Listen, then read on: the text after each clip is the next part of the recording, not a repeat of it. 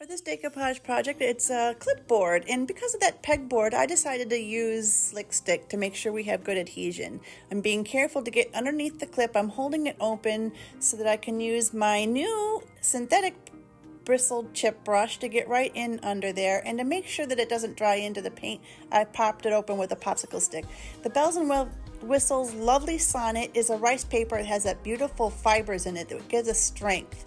I'm going to carefully mark where I need to roughly cut, and it's a little bit larger than our actual project. And then using Dixie Belle's clear coat in gloss, I'm going to use that as my decoupage medium, but I'm marking for where the mechanism is for my clip so that we can get that paper in and around that. I wet the paper so it stretches it first so we don't have problems with wrinkles after.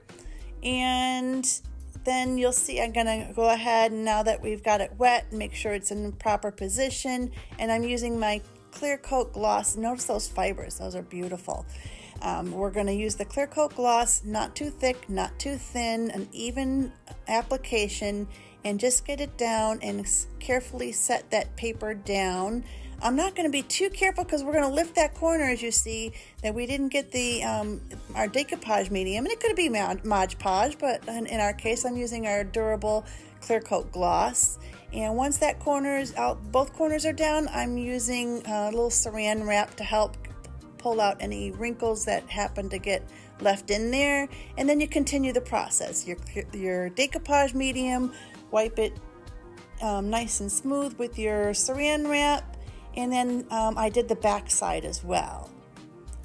It's fun and easy to do. Once it's dry, I'm using 100 grit sandpaper and sanding away from the piece, down the edge away from the piece. And then I wrapped it around a stick, a nice little flat stick, to use it like an emery board. And there we go, I'm doing the back side. And then this is showing you one more coat, but I actually did another coat after this, so a total of 3 coats of clear coat gloss. I want to make sure we're paying attention to those edges, because a lot of times after your decoupage is dry, those edges tend to lift a little bit, and I'm here going to be really careful to make sure I don't feel any loose edges, and that's what's happening here.